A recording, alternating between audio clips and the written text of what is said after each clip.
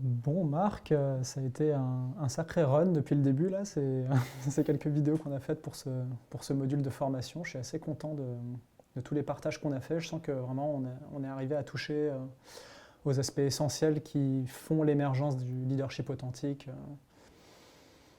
chez la personne. Et ouais, j'espère que nos auditeurs qui sont sur ce chemin-là s'inspireront des différents partages qu'on a faits. Et quand on s'est posé la question de bon, quel est le dernier message qu'on aimerait partager avant de clore ce module, ça m'a paru important de creuser encore davantage sur les freins, sur voilà, ce qui va être présent sur le chemin presque en permanence en fait, qui est là parce que voilà, il y a certains freins qui se manifestent sous forme de prétextes et d'excuses qu'on se donne voilà, pour ne pas y aller, en se disant non, il y a un tel qui trouve que c'est pas une bonne idée. Donc voilà, parfois il y a des voix comme ça qui vont arriver, qui vont évidemment dire que non, non, tu vas jamais y arriver, attention et tout, et qui peuvent être paralysantes. Et finalement, le tout, c'est comment est-ce que moi je reçois ces informations-là qui évoquent voilà, des petits signaux comme quoi je devrais peut-être pas y aller et à quel point ça me touche et ça vient réveiller quoi à l'intérieur de moi certaines peurs qui sont structurantes et qui m'appellent à maintenir le statu quo et une certaine stabilité dans ma vie. Et finalement, un mot plus juste que stabilité, ce serait plutôt une certaine sécurité, un certain confort et la perpétuation de l'habitude et du même voilà, pour rester dans une certaine zone de confort, quoi. Et puis, ce qu'on propose, nous, depuis le début de ce module, c'est, oui, allez vous mettre volontairement en situation d'inconfort. Ce qui est audacieux de notre part. J'espère qu'on ne va pas causer trop de dégâts en amenant cette inspiration. Mais moi, et ça résonne avec ton expérience, moi, de mon expérience, c'est quelque chose qui a été vraiment, pour le coup, très constructif et salvateur, quoi. Et il y a quelque chose qui m'a aidé sur le chemin quand j'étais encore prof et que j'étais dans les tout débuts de la création de l'école dynamique, donc où je m'apprêtais à vraiment sortir du cadre de manière assez radicale. Il y a un prof de philo qui m'a partagé cette citation de Rumi que j'ai trouvée vraiment excellente, qui disait fuis ce qui est confortable, oublie la sécurité, vis là où tu as peur de vivre, détruis ta réputation, que ton impopularité soit célèbre. J'ai arrêté la prudente planification, j'ai décidé de devenir fou. Et ce que nous dit Rumi ici et qu'on essaye de transmettre finalement, j'ai l'impression depuis le début, qui sont tous les conseils à ne pas donner à une jeune personne voilà, qui se lance dans la vie et qui a besoin d'installer certaines bases de sécurité. Et finalement, ce que Steve Jobs disait aussi à ces personnes qui viennent d'obtenir leur diplôme de Stanford et qui n'ont qu'une envie, c'est de concrétiser ce diplôme en quelque chose qui va leur donner des revenus stables et élevés pendant, je sais pas, une certaine durée, voire toute leur vie. Là, il y a une voix qui leur dit, alors là, c'est... ne prenez surtout pas ce chemin-là de juste la sécurité, la sécurité, la sécurité. Non, il y a des moments où c'est sain de se dire, ok, je bazarde tout en fait. Pourquoi ? Pour me manifester au monde tel que je suis de manière authentique. Et révéler cette source, ce qui aspire à jaillir de moi pour contribuer au monde de manière originale, de manière unique et qui me correspond vraiment, quoi.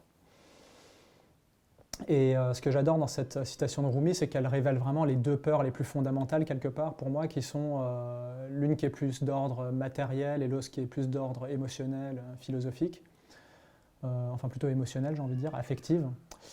Et la première, c'est effectivement le confort et la sécurité, qui est relatif. Je pars avec un certain niveau de confort, et souvent, quand j'ai envie de vivre une vie plus libre, oui, je vais sacrifier un certain niveau de confort. C'est ce qui arrive très habituellement, notamment, par exemple, quand on démissionne d'un job salarié. C'est pas forcément ça, trouver son leadership authentique, mais parfois, ça peut venir avec ça.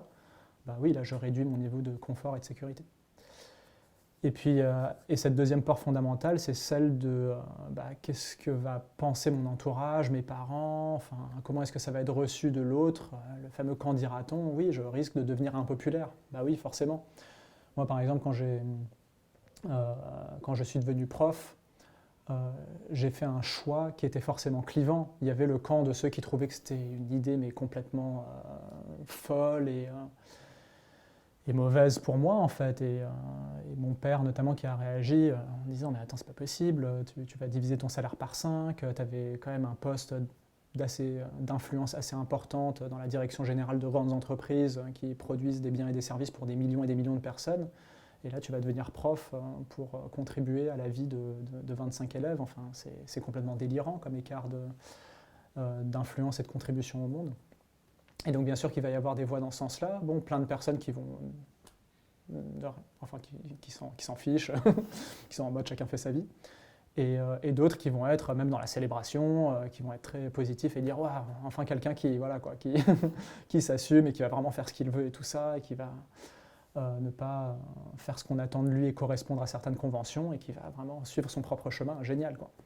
Et c'est ça ce que produit tout acte original, finalement. Il va toujours y avoir une dimension politique dans un acte original parce qu'il y a une dimension qui est clivante. Il y a forcément des personnes qui vont adhérer et d'autres qui ne vont pas adhérer du tout. Et plus cet acte sort des habitudes, plus il y a des chances qu'il soit clivant. Et là, pour le coup, quand j'ai fait ce choix, je m'attendais à ce que ce choix-là soit relativement clivant.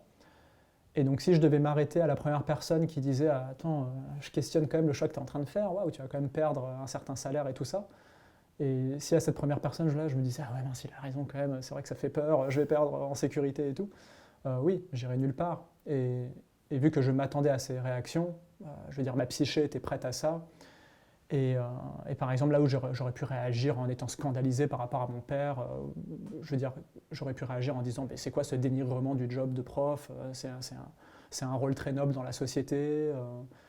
Pourquoi tout le temps ce rapport voilà, au pouvoir, à la richesse et tout ça ?»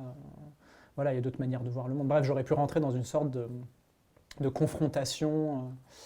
Et finalement, je me souviens avoir réagi...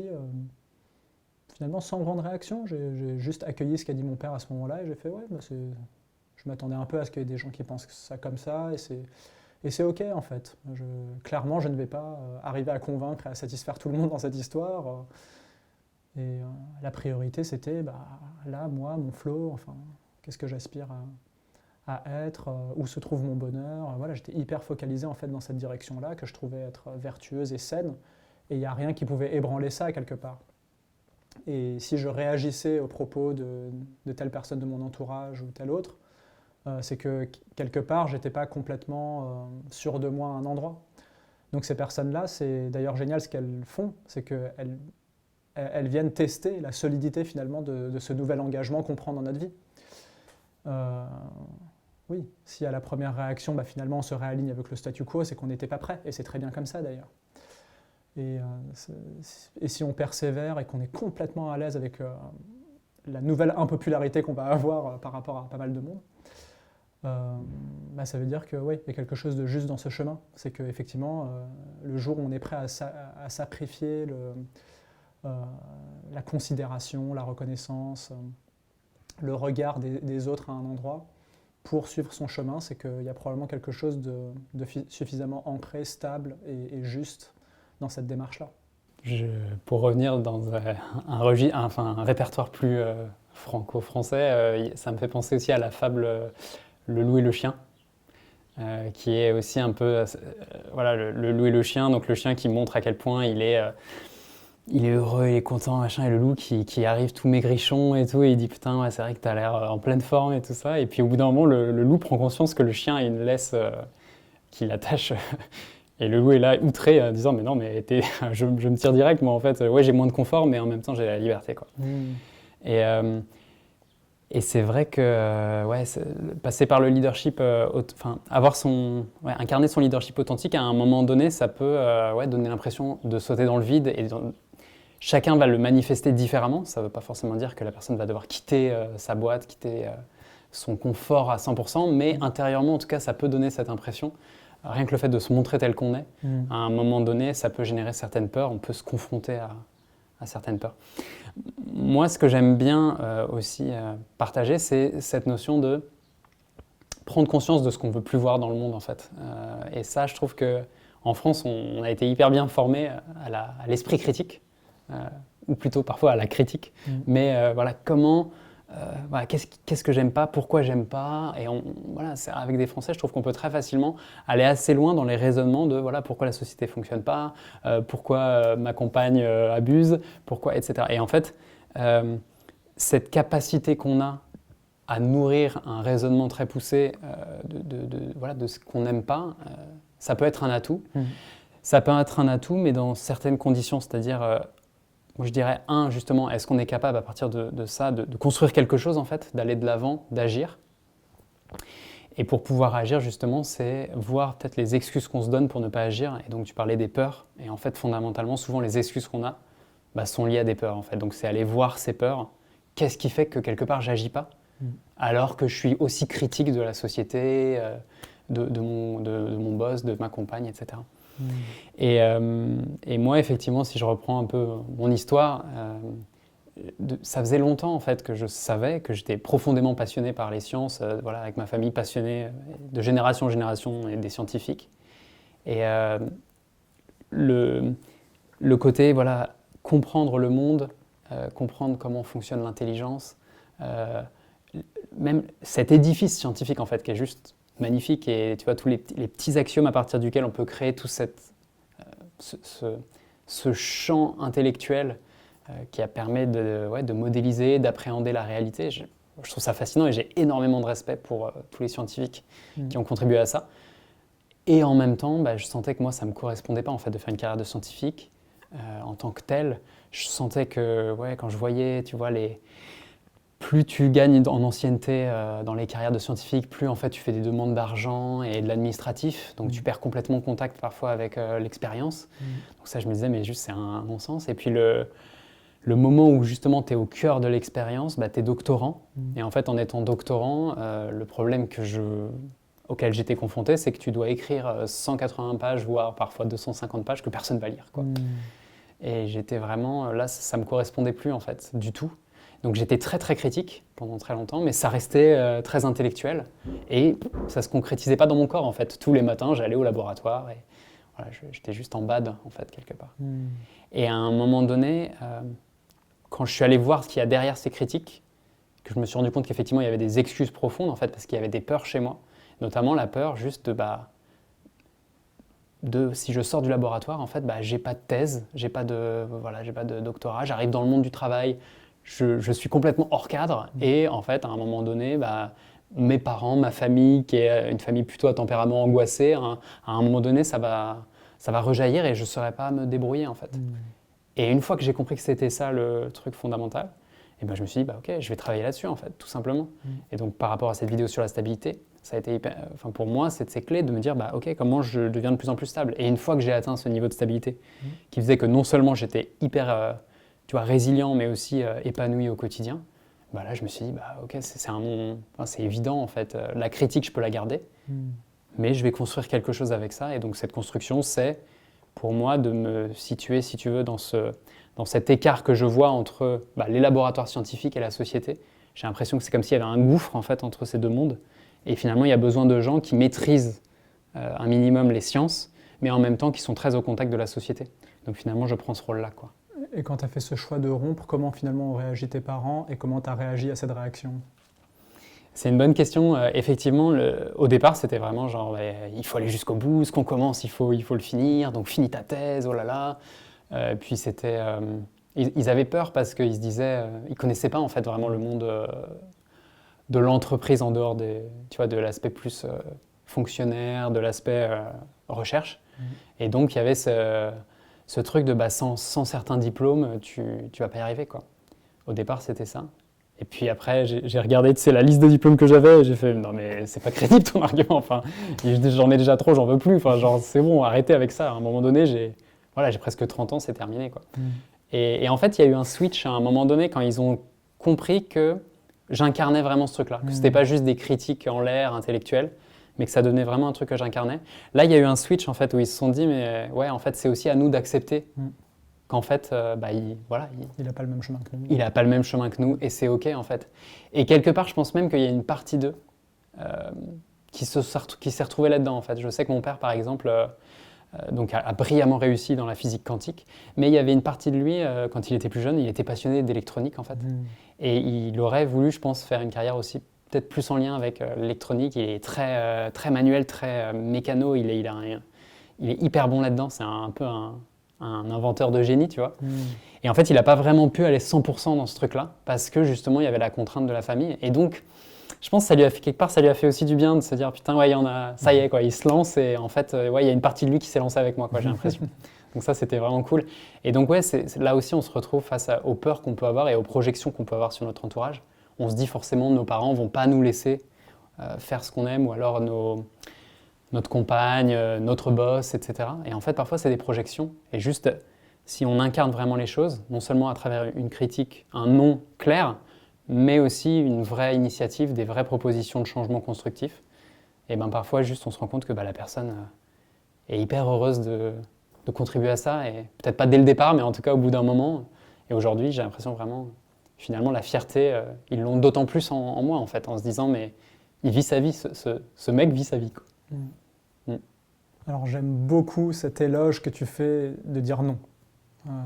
Moi je sens qu'il y a, je sais pas, c'est de notre époque, il y a quelque chose dans le milieu dans lequel on est, toi et moi notamment, où il y a cette pression sociale à être bienveillant, à être positif, ce positivisme absolu presque.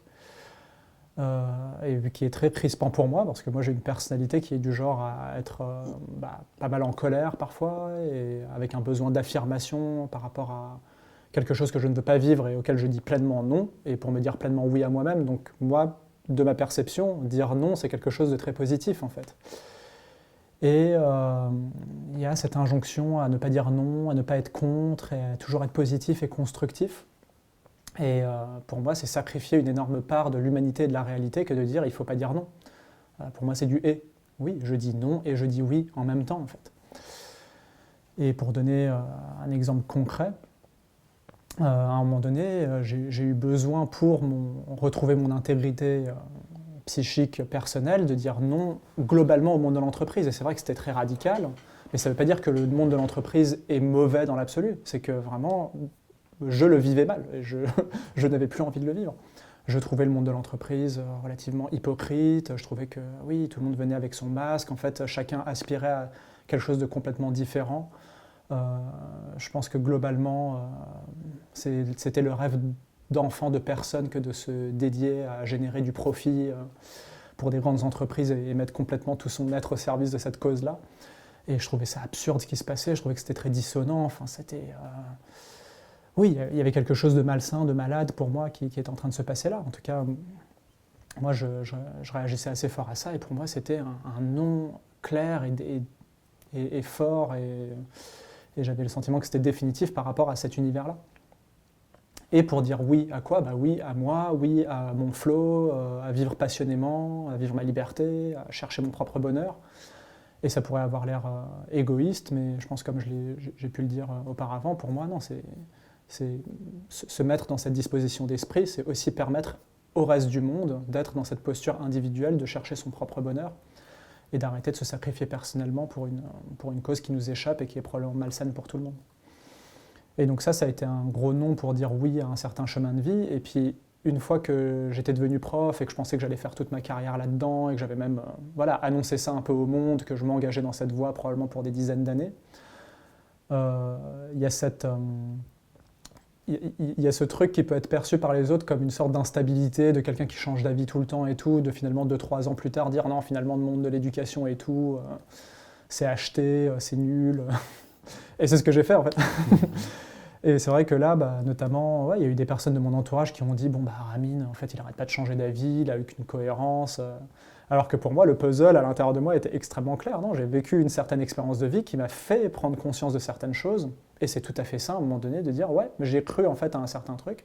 Et finalement, chemin faisant, je me rends compte que c'est un gros non à ça aussi.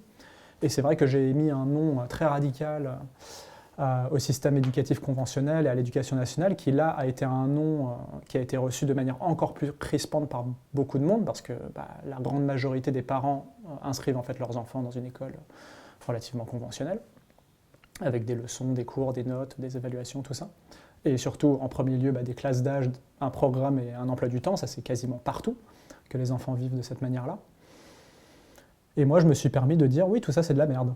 Mais c'est de la merde pour moi, enfin faites ce que vous voulez, mais pour moi c'est un système complètement obsolète qui est voué à s'effondrer un jour, et de ces cendres-là devrait émerger quelque chose de nouveau, de beaucoup plus personnalisé au rythme de chaque enfant, à ses envies, à ses talents. Et c'est comme ça que le monde évoluera dans une direction positive, et il n'y a rien de dramatique pour moi là-dedans. Enfin je veux dire, il y a plein de sociétés auparavant, plein de systèmes qui sont effondrés parce qu'ils n'étaient plus adaptés aux besoins et aux enjeux actuels.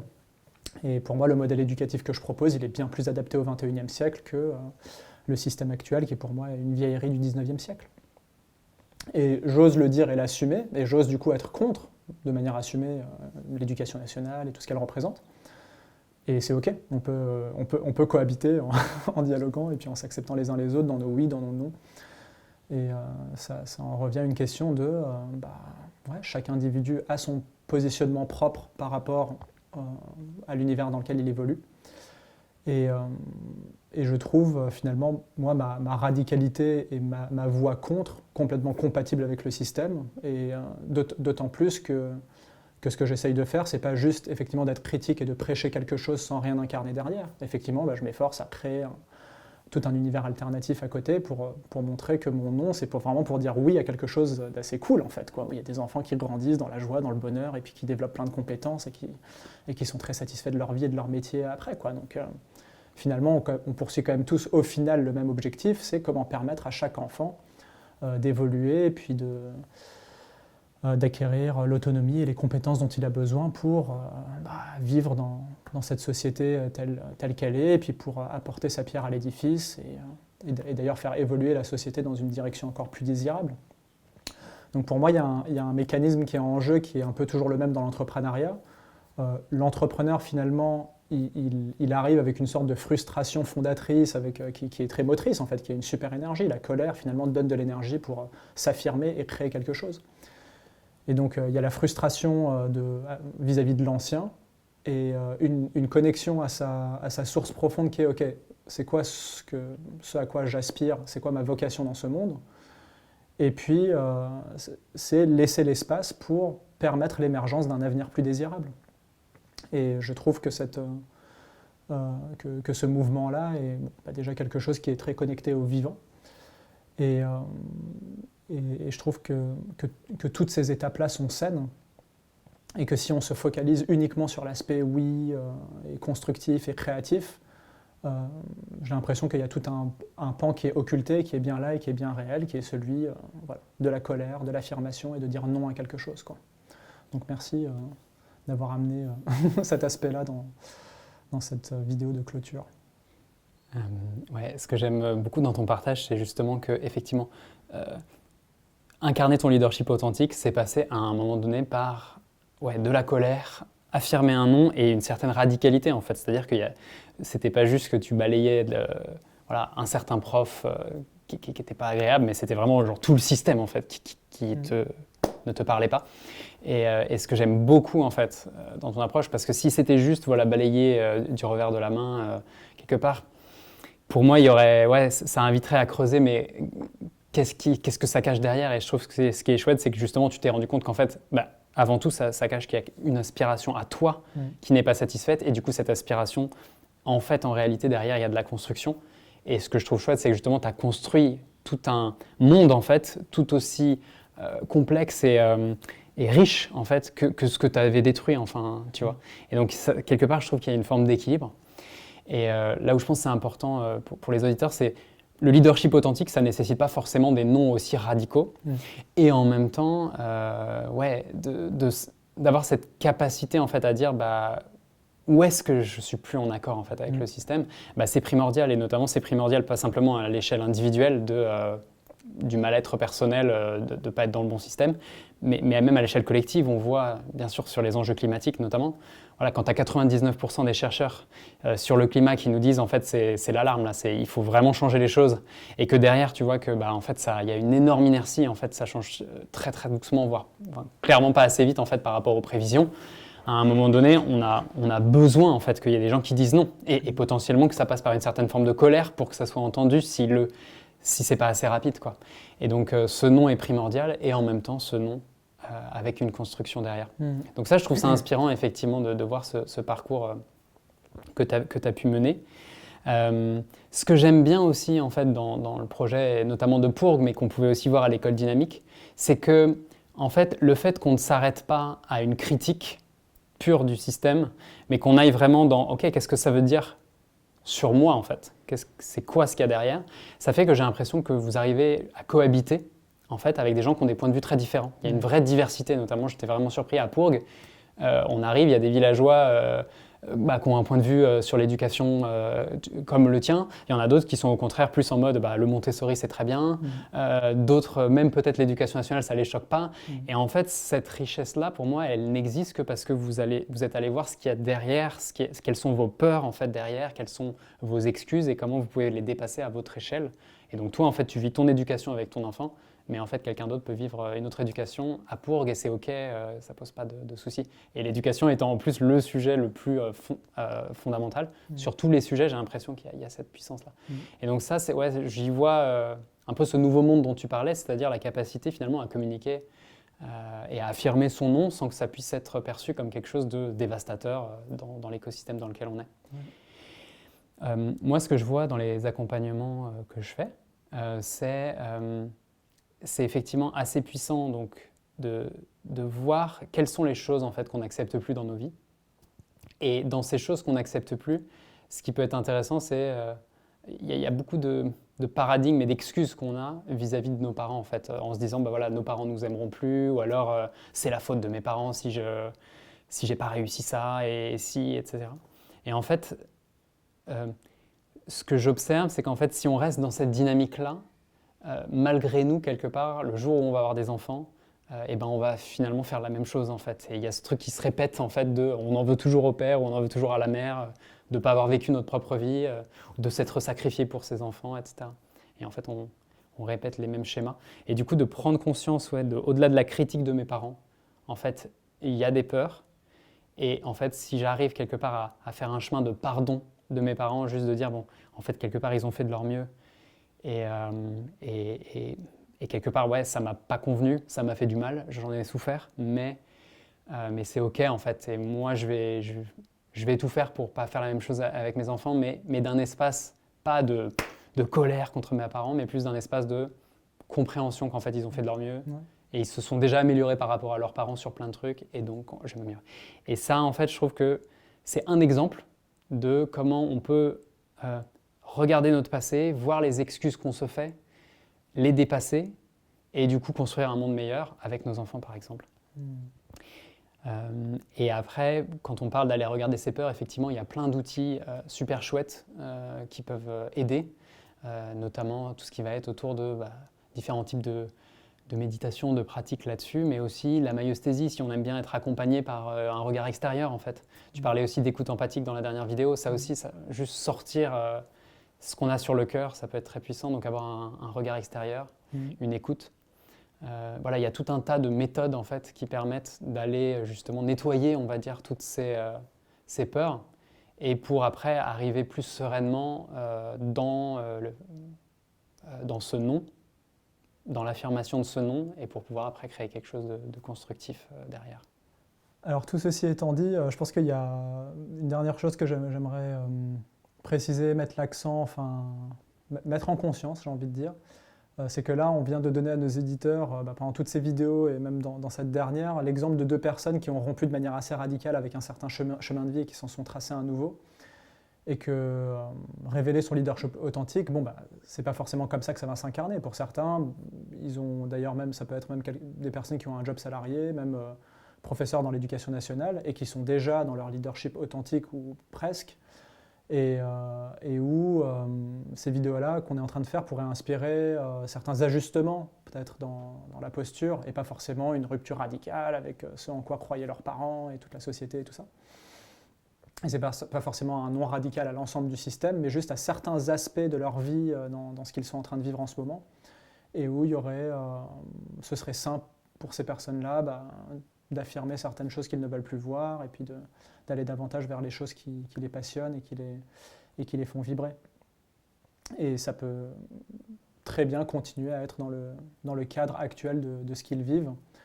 Et en même temps, voir des exemples assez radicaux comme les nôtres, c'est ça pour moi qui permet de stimuler ces ajustements et ce type de chemin. Voilà, donc, je pense que j'avais envie d'amener ça en dernier lieu pour, quelque part, mettre l'accent une fois de plus que notre leadership authentique à nous deux n'est pas forcément une sorte d'exemple, modèle ou de prototype de ce du genre de changement, en termes d'ampleur du changement, de ce vers quoi chacun devrait se diriger, quoi. Je ne sais pas ce que tu en penses, Marc. Ouais, je pense que c'est hyper important ce que tu dis là, et c'est vraiment mon expérience dans les accompagnements que je fais. Je me rends compte que il y a certaines personnes où vraiment il y a un besoin de grands changements, typiquement par exemple les gens qui ont vécu un cancer, et à un moment donné, juste on leur dit en fait tu vas retourner dans le job que tu as super mal vécu, et il n'y a rien qui est fait pour toi pour changer ta situation. Et là en fait quand j'accompagne ces gens-là, c'est les premiers à me dire mais en fait non seulement je veux incarner un leadership authentique, mais juste ça va vraiment, je veux changer de job en fait, je veux plus être au même endroit du tout, quoi. Mais à l'inverse, tu as des gens qui viennent me voir, ça peut être notamment des managers, des dirigeants d'entreprise qui viennent me voir et qui disent bon, en fait, ce que je sens qui ne fonctionne plus, c'est le top-down dans l'entreprise, donc la hiérarchie bête et méchante. Et à un moment donné, nous, ce qu'on a envie de faire, c'est quelque chose qui suscite plus l'intelligence du collectif, parce qu'on se rend compte que le point de vue de chacun est important pour appréhender la complexité du monde actuel efficacement. Et du coup, est-ce que tu pourrais pas m'accompagner sur comment je pourrais changer un petit peu ma posture? Est-ce qu'il n'y aurait pas certains outils de facilitation, d'intelligence collective, etc. Et donc là, c'est des changements beaucoup plus, tu vois, c'est des plus petites marches, incrémentales, exactement. Ça ne veut pas dire qu'ils ne vont pas aller très loin après dans leur développement, mais il n'y a pas à un moment de grosse marche ou de saut dans le vide. En même temps, je trouve que cette vidéo était importante pour se rendre compte que il y a toujours un peu cette sensation de saut dans le vide psychologiquement lorsqu'on, à un moment donné, fait face à ses peurs. Même si c'est un petit changement incrémental, parfois, psychologiquement, ça peut paraître un cap à passer, quoi. Donc ça, c'était effectivement important, je pense, de finir sur une vidéo où c'est normal si c'est pas facile tous les jours. C'est normal si à un moment donné, on n'y arrive pas, et ça ne veut pas dire que ça ne va pas le faire et que le leadership authentique n'est pas déjà en train de s'installer en fait, et déjà en train de germer de la graine vers quelque chose de plus en plus concret. Et donc ce module, premier module, c'est sur la graine du leadership, et maintenant on va aller petit à petit vers comment ça se concrétise dans le monde matériel, à travers les projets, à travers les relations, et comment petit à petit on peut non seulement booster notre performance, mais aussi notre épanouissement au quotidien à travers ce chemin de vie.